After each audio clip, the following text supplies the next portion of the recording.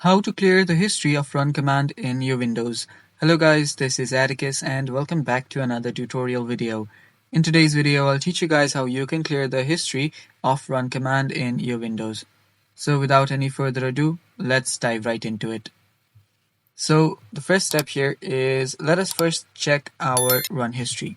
So open up your run. To open up your run, press Windows plus R key, and there you will see the drop down button here. If you tap on it, you will be able to see the history of your run. So if you want to delete that, what you'll need to do is you'll need to head over to a file location in your registry editor. So this is what the registry editor location is like.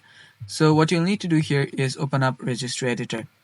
For that, search for Registry Editor in your search bar on your Windows and open it up. After you open up your Registry Editor, let's head over to this file location. Let's put it on the side here and let's follow along. So first you'll need to head over to HKey Current User, then on Software, and then search for Microsoft.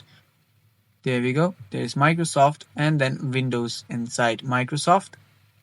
So all of these are arranged in alphabetical order, so you can find it really easily. So after you're on your Windows, you'll see current version, and inside current version, search for Explorer, and inside Explorer, search for Run MRU. So let's find Run MRU, and that's it. Now what you'll have to do is you'll have to delete everything here.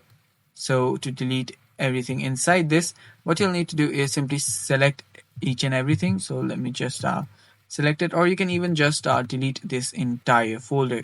So delete this now. Simply right click on Run MRU and delete it.